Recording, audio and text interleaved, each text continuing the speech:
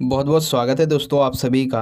आज के इस लाइव सेशन में हम बात करेंगे क्लास 12th के हिस्ट्री सब्जेक्ट के, ठीक है, most important MCQ question answer के बारे में। और इसमें आपके एमसीक्यू के साथ में आपके जो एसेशन एंड रीजन के जो क्वेश्चंस होते हैं, यानी कि कथन और कारण वाले, हम वो भी देखेंगे।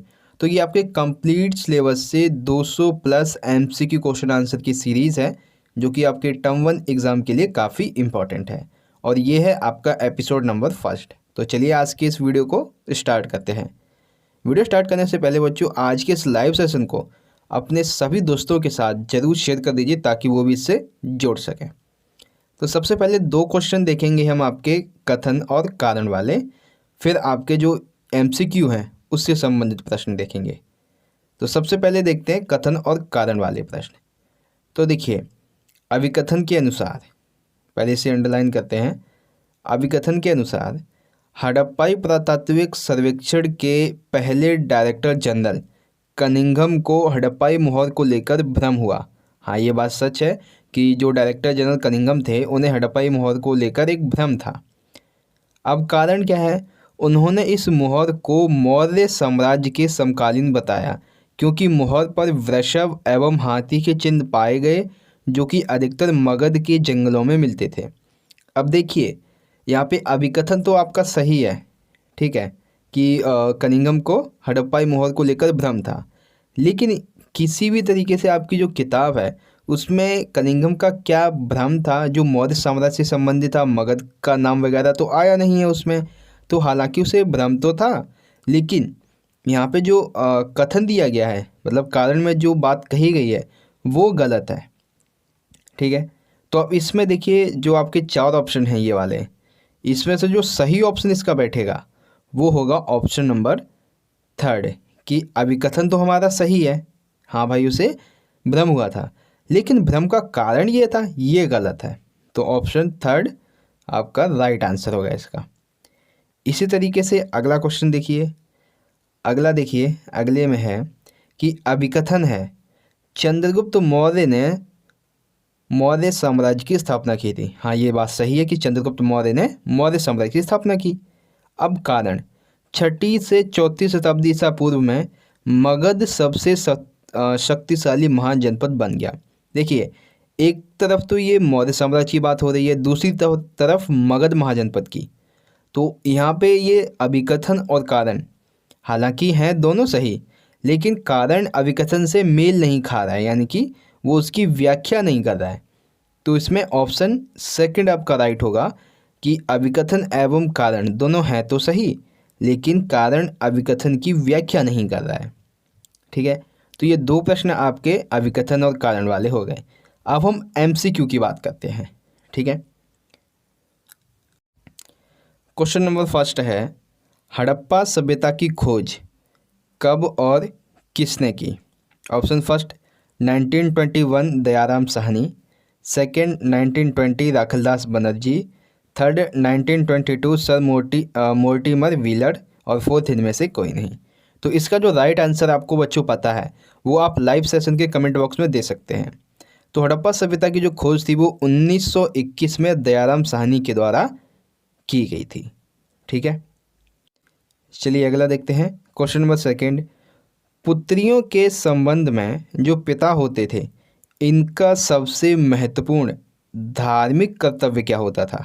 ठीक है, अंतः विवाह करवाना, कन्यादान, संपत्ति में अधिकार देना, या फिर इनमें से कोई नहीं।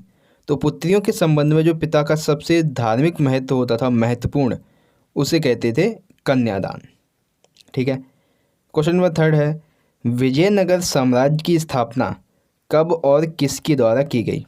ऑप्शन फर्स्ट 1365 हरिहर और बुक्का नामक 2 भाइयों ने की, सेकंड 1380 कॉलिन मैकेंजी ने, थर्ड 1336 हरिहर और बुक्का, फोर्थ 1370 राजा कृष्ण देव राय। तो विजयनगर साम्राज्य की जो स्थापना थी वो 1336 में हरिहर और बुक्का नामक 2 भाइयों ने मिलकर की थी। अगला देखिए क्वेश्चन नंबर है 4। अब यहाँ पे देखिए, महात्मा बुद्ध के बारे में कुछ कथन दिए गए हैं, हमें इन कथनों को पढ़ना है और उसके बाद विकल्प का चयन करना है। सबसे पहले है महात्मा बुद्ध का जन्म। तो इनका जन्म 563 ईसा पूर्व में नेपाल के लुम्बिनी में कपिलवस्तु में हुआ था। इनके बचपन का नाम सिद्धार्थ है, सही है। फिर है माता और पिता। इनके पिता सुद्धोधन थे, इनकी माता महामाया थी, लेकिन महामाया की मृत्यु के बाद इनका लालन पोषण गौतमी प्रजापति ने किया। तो महात्मा बुद्ध के जन्म, बचपन के नाम, माता और पिता के बारे में ये तीनों ही कथन हैं सही। अब हमें सही विकल्प का चयन करना है। तो हमारे तीनों कथन सही हैं, तो हमारा विकल्प कौन सा सही होगा? ऑप्शन नंबर 4, 1, 2 और 3, ये तीनों ही कथन महात्मा बुद्ध के बारे में सही हैं।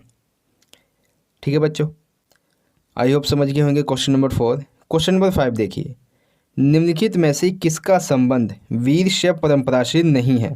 पहला, विधवा पुनर्विवाह पर रोक लगाना। सेकंड, मृतकों को दफनाना। थर्ड, जाति प्रथा का विरोध। फोर्थ, पुनर्जन्म पर विश्वास ना करना। अब देखिए यहाँ पे जो वीरशैव परंपरा से संबंधित नहीं है वो है ऑप्शन फर्स्ट, विधवा पुनर्विवाह पर रोक लगाना।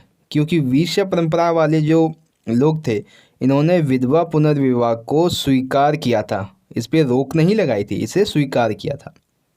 ठीक है, तो कौन सा संबंधित नहीं है? Option first. बात करते हैं क्वेश्चन नंबर 6 की। अब यहाँ पे महाभारत से संबंधित कुछ ऑप्शंस हैं, उसको हमें पढ़ना है और उसके बाद सही विकल्प का चयन करना है। तो देखिए, महाभारत जो है सबसे पहला दुनिया का सबसे बड़ा महाकाव्य महाभारत को माना जाता है, सही है।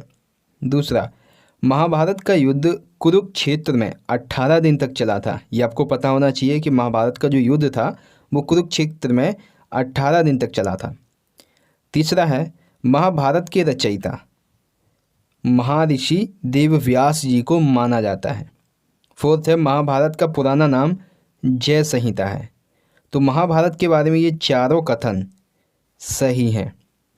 अब इनमें से हमें जो हमारा विकल्प बनेगा, ठीक है, इस क्वेश्चन का हमें उसका चयन करना है। तो इसमें देखिए कौन सा कथन है जो कहता है कि चारों कथन सही हैं, तो वो है आपका ऑप्शन सेकंड। पहला, दूसरा, तीसरा और चौथा, ये चारों कथन महाभारत के संदर्भ में सही हैं। ठीक है। क्वेश्चन नंबर 7, कबीर की इनमें से कौन सी मुख्य शिक्षा नहीं है? पहला, इस्लामी दर्शन में सत्य को अल्लाह, खुदा, हजरत और पीर कहा है, राइट है। सेकंड है, वेदांत दर्शन में सत्य को अलग यानी कि अदृश्य और निराकार कहा है, सही है। थर्ड है, वीरशैव परंपरा में बहुईश्वरवाद और मूर्ति पूजा का समर्थन। और फोर्थ, इस्लामी दर्शन के एकेश्वरवाद और मूर्ति भंजन का समर्थन। तो इनमें से जो कबीर की मुख्य शिक्षा नहीं है वो है ऑप्शन नंबर थर्ड, वीरशैव परंपरा। क्योंकि जो वीरशैव परंपरा थी वो खुद ही निर्गुण भक्ति के प्रचारक थे, तो यहाँ पे बहुईश्वरवाद और मूर्ति पूजा किसी भी तरीके से समर्थन में नहीं आती है। तो ऑप्शन थर्ड आपका रॉन्ग आंसर हो जाएगा। अगला देखिए, क्वेश्चन नंबर है 8। अब इस 8 में क्या है, देखिए, निम्नलिखित में से वैदिक परंपरा की विशेषता इनमें से कौन सी नहीं है? ऑप्शन फर्स्ट, शूद्रों एवं महिलाओं को यज्ञ में सुनने व शामिल होने की अनुमति थी। सेकंड, यज्ञों में सोम, इंद्र, अग्नि मुख्य देवता माने जाते थे। तीसरा, वैदिक परंपरा में धार्मिक अनुष्ठान सार्वजनिक अनुष्ठान किए जाते थे जिनके यज्ञों के मंत्र जटिल संस्कृत भाषा में लिखे हुए होते थे। ये जो ऑप्शन तीसरा और चौथा ये एक ही है, ठीक है, ऑप्शन थर्ड। ऑप्शन फोर्थ, उपरोक्त सभी। तो वैदिक परंपरा की जो इनमें से विशेषता है विशेषता है, ठीक है, उसके संबंध में आपका ऑप्शन, एक सेकंड में पहले से क्लीन करूं, ठीक है। तो यहाँ पे देखिए एक चीज़ आपको बता दूं कि जो वैदिक परंपरा की इसमें विशेषता है वो है तो इसमें सभी विशेषता, बस एक चीज़ को छोड़ के, क्या कि यहाँ पे जो अनुमति है और थी है, ठीक है, अनुमति थी इसके बीच में नहीं हो जाएगा कि शूद्रों एवं महिलाओं को यानी इन यज्ञों में सुनने व शामिल होने की अनुमति नहीं थी। ठीक है, यहाँ पे एक वर्ड जिसे हम नहीं कहते हैं वो मैं लिखना भूल गया, ठीक है। तो ये इस संबंध में फिर आपके उपरोक्त सभी वाला ऑप्शन राइट हो जाएगा। ठीक है, आई होप आप समझ गए होंगे वैदिक परंपरा की विशेषता कौन सी नहीं थी, मतलब कौन सी थी, सॉरी।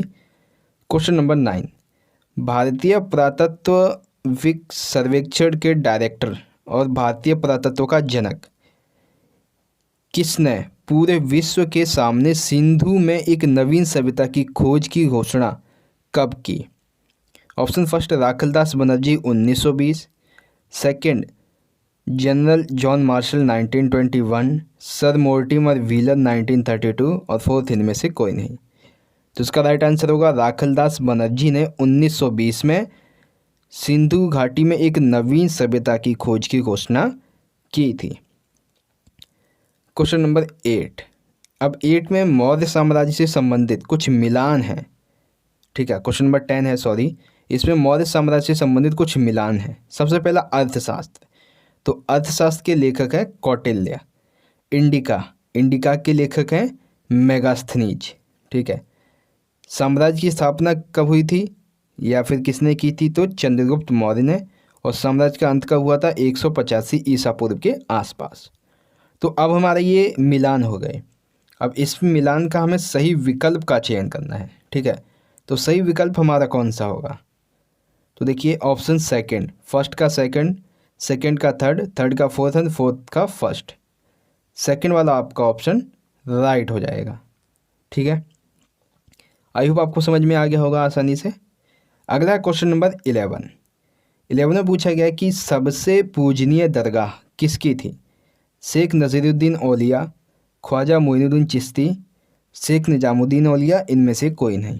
तो सबसे पूजनीय जो दरगाह थी वो थी शेख निजामुद्दीन औलिया की। ठीक है, ऑप्शन थर्ड आपका राइट आंसर है। बात करते हैं क्वेश्चन नंबर 12 की। ईसा पूर्व प्रथम शताब्दीवत का काल विश्व इतिहास में एक महत्वपूर्ण काल क्यों माना जाता है? पहला, ईरान में जरथुस्त्र, चीन में युवस्सी, सेकंड यूनान में सुकरात, प्लेटो और अरस्तु, थर्ड भारत में महावीर, बुद्ध आदि ऐसे चिंतकों का उद्भव हुआ, और उपरोक्त सभी।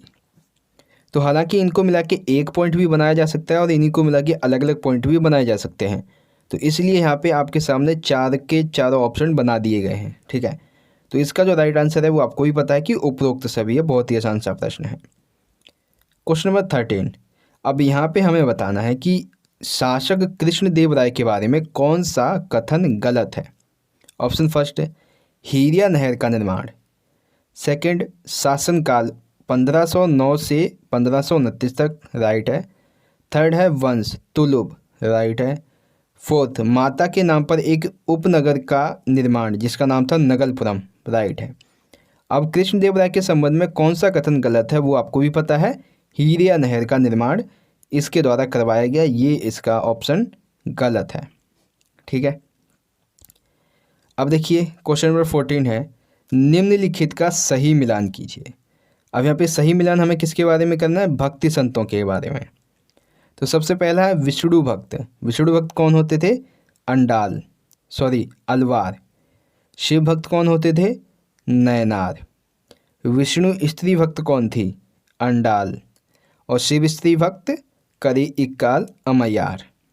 ठीक है, तो ये इसका सही मिलान हो गया। इससे संबंधित कोई ऑप्शन नहीं है, तो सीधा मैंने मिलान ही आपको बता दिया है। क्वेश्चन नंबर 15, सगुण भक्त के अनुसार ईश्वर की आराधना कैसे की जाती थी? शिव, विष्णु तथा उनके अवतार की आराधना, सेकंड देवियों की आराधना, थर्ड मूर्ति रूप में आराधना, और फोर्थ उपरोक्त सभी। तो सगुण भक्ति के अनुसार इसमें शिव, विष्णु उनके अवतार की भी आराधना करते थे, देवियों की भी आराधना होती थी और मूर्ति रूप में भी आराधना होती थी। तो इसका राइट आंसर होगा उपरोक्त सभी। ठीक है बच्चों। क्वेश्चन नंबर 16, बौद्ध धर्म के तेजी से फैलने का क्या कारण था? पहला, लोग समकालीन धार्मिक प्रथाओं से असंतुष्ट थे, यानी कि उस समय जो धार्मिक प्रथाएं थीं उससे लोग काफ़ी नाराज थे। सेकंड, बौद्ध शिक्षा में जन्म के आधार पर श्रेष्ठता की बजाय अच्छे आचरण को महत्व दिया गया है। तीसरा, इसमें जाति प्रथा का कोई भेदभाव नहीं होता था। और फोर्थ, उपरोक्त सभी। तो बौद्ध धर्म जो था उसके तेजी से फैलने के कारण में उपरोक्त सभी कथन हमारे सम्मिलित हैं। तो ऑप्शन फोर्थ आपका राइट आंसर हो जाएगा। ठीक है। क्वेश्चन नंबर 17, भारत में सबसे पहले सोने के सिक्के किसने जारी करवाए थे? ऑप्शन फर्स्ट कुषाणों ने, सेकंड शक शासकों ने, थर्ड सातवाहन शासकों ने और फोर्थ गुप्त शासकों ने। तो सबसे पहले जो सोने के सिक्के थे वो कुषाण शासकों के द्वारा जारी करवाए गए थे। ठीक है, आगे देखते हैं क्वेश्चन नंबर 18। सूफी लोग जो थे वो पैगंबर मोहम्मद को क्या मानते थे? इंसान एक काबिल, इंसान एक कामिल, ईश्वर एक साधारण इंसान। तो सूफी लोग जो हुआ करते थे ये पैगंबर मोहम्मद को इंसान एक कामिल मानते थे। ठीक है, अगला क्वेश्चन नंबर 19। अशोक के धम्म के बारे में कौन सा कथन इनमें से गलत है? पहला, अधिकतर अभिलेखों में ब्राह्मी लिपि का उपयोग किया गया है। सेकंड, बड़ों का आदर करना। थर्ड, दूसरे के धर्मों और परंपराओं का अनादर। फोर्थ, सन्यासियों और ब्राह्मणों के प्रति उदारता। तो अशोक के धम्म में कहीं पे भी दूसरों के धर्मों और उनकी परंपराओं के अनादर के बारे में नहीं कहा गया है, तो ऑप्शन थर्ड आपका गलत हो जाएगा। ठीक है, अगला क्वेश्चन नंबर 20। निम्नलिखित में से किसे गरीब नवाज कहते हैं? यानी कि निम्नलिखित में से गरीब नवाज किसे कहा गया? ठीक है, बात करते हैं बच्चों क्वेश्चन नंबर 20 की। इसमें पूछा जा रहा है आपसे निम्नलिखित में से गरीब नवाज किसे कहते हैं? ठीक है, शेख नज़ीरुद्दीन को, शेख फरीदुद्दीन को, थर्ड है बख्तियार काकी, फोर्थ है ख्वाजा मोइनुद्दीन चिश्ती। तो ख्वाजा मोइनुद्दीन चिश्ती को गरीब नवाज के नाम से जाना जाता था। ठीक है, क्वेश्चन नंबर 21। हड़प्पा में जो मिट्टी के हल्के प्रतिरूप थे, ठीक है, क्या मिट्टी के हल्के प्रतिरूप हड़प्पा में कहाँ मिले? हड़प्पा के, ठीक है, चोलिस्तान और बनावली, महाराष्ट्र, गुजरात और चौंदड़ो, या फिर इनमें से कोई नहीं। ठीक है, तो हड़प्पा में जो मिट्टी के हल्के प्रतिरूप थे वो चोलिस्तान और हमें बनावली से देखने को मिले हैं। क्वेश्चन नंबर 22 है मुद्रा शास्त्र का क्या अर्थ है? तो देखिए, मुद्रा प्लस में शास्त्र यानी कि सिक्के या मोहरें। तो इसमें देखते हैं धातु, सिक्के, अभिलेख। तो मुद्रा यानी कि मोहरें या फिर सिक्के, तो सिक्कों के अध्ययन को ही मुद्रा शास्त्र कहते हैं। ठीक है, आई होप आप समझ गए होंगे। अब देखिए क्वेश्चन नंबर 23 है चारों वर्णों के लिए आदर्श जीविका का उल्लेख किसमें किया गया है? धर्मसूत्र, धर्मशास्त्र, धर्मसूत्र एवं धर्मशास्त्र दोनों में, और फोर्थ मनुस्मृति में। तो इसका राइट आंसर है ऑप्शन नंबर थर्ड, धर्मसूत्र एवं धर्मशास्त्र दोनों में चारों वर्णों के लिए जीविका का उल्लेख किया गया है। Question number 24। पौराणिक हिंदू धर्म के मुख्य देवता कौन थे? सोम और मंगल, वायु एवं अग्नि, इंद्र एवं सूर्य, शिव एवं विष्णु। तो पौराणिक हिंदू धर्म के जो मुख्य देवता थे वो थे शिव एवं विष्णु। ठीक है, क्वेश्चन नंबर 25 है, आखिरी है, इसके बाद हमारी आज की वीडियो जो है वो ख़त्म हो जाएगी। तो देखिए, सभा मंडप के बारे में कौन सा कथन इनमें से गलत है? ऑप्शन फर्स्ट, सभा मंडप एक ऊंचा मंच है, राइट है। सेकंड है, सभा मंडप में निश्चित दूरी के लकड़ी के स्तंभों के लिए पास पास छेद बने हुए थे, राइट है। थर्ड है, इसके पास पास होने की वजह से अभी तक यह पता नहीं लगाया जा सका है कि इस सभा मंडप का उपयोग क्यों किया जाता था। ठीक है, फोर्थ है, इस संरचना से जुड़े अनुष्ठान सितंबर और अक्टूबर के महीने में किए जाते थे। तो अब ऑप्शन फोर्थ को देखते ही आप समझ गए होंगे कि ये जो पॉइंट है ये महानवमी डिब्बा का पॉइंट है। ठीक है, तो ऑप्शन फोर्थ आपका रॉन्ग आंसर हो जाएगा। तो इसी तरह से बच्चों आज का हमारा ये लाइव सेशन, आज की हमारी ये वीडियो जो है वो यहाँ पे ख़त्म होती है। आशा करता हूँ आज का ये लाइव सेशन, आज की वीडियो आपको अच्छी लगी होगी। अगर अच्छी लगी है और आपको समझ में आया है तो ज़्यादा से ज़्यादा इसे अपने सभी दोस्तों के साथ जरूर शेयर कर दीजिएगा। तो चलिए दोस्तों, मिलेंगे अगली वीडियो में, तब तक के लिए आप पढ़ते रहिए, अपना ख्याल रखिए। धन्यवाद। जय हिंद, वंदे मातरम।